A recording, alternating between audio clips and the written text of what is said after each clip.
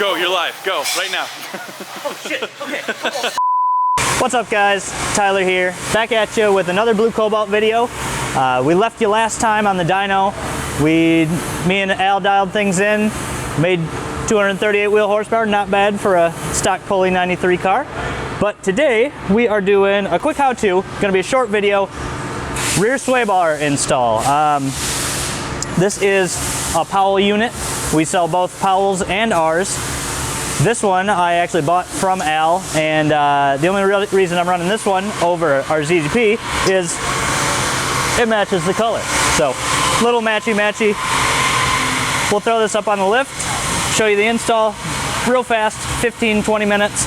You can do it in your driveway at home, and this is probably one of the best bang for buck handling mods for a Cobalt HHR Ion. Whatever you have, if you like to turn corners, you need one of these. So let's get started.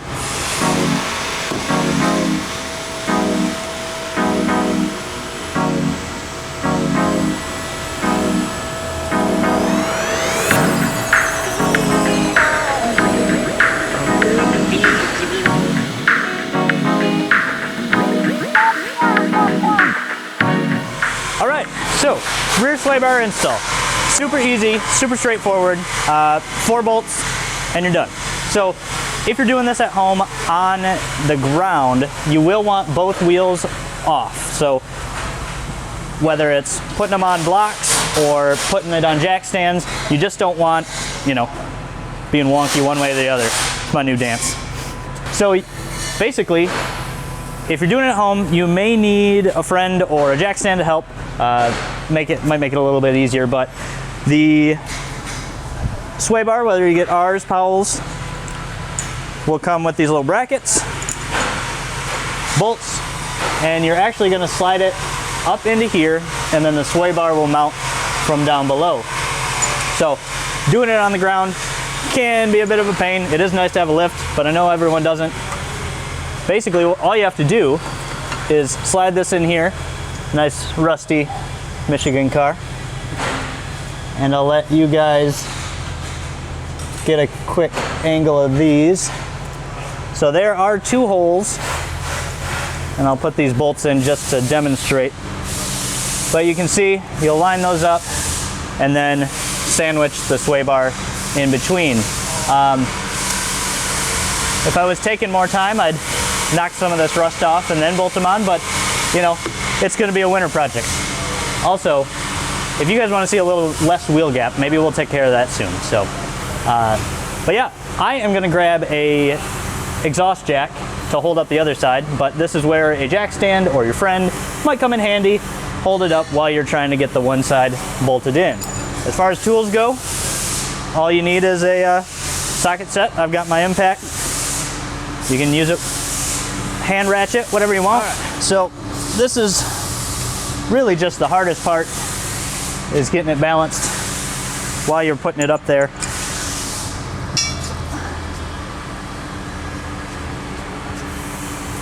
And I kind of rest that there.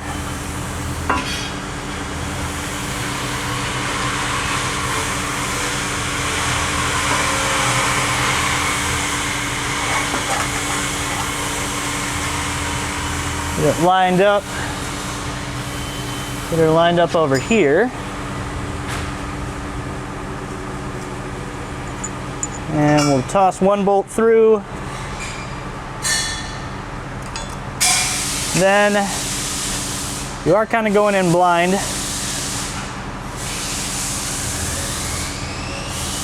But to line it up, hopefully get it started.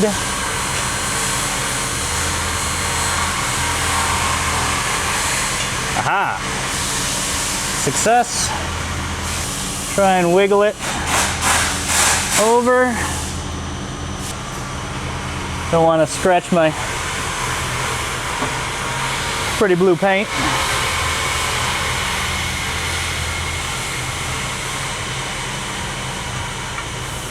All right, there we go. That side is fully started. Gonna make this side a heck of a lot easier. Slide your bracket in. line it on up.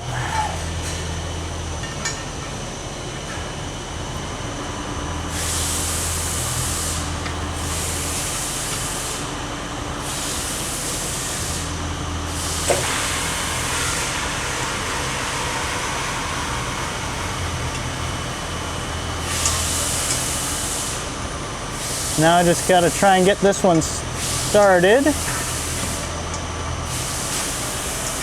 but it's going to be stubborn. There we go.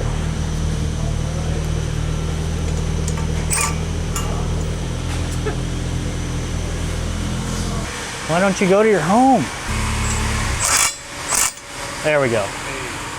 All right, so now that I got all four started, just go ahead and tighten them on up.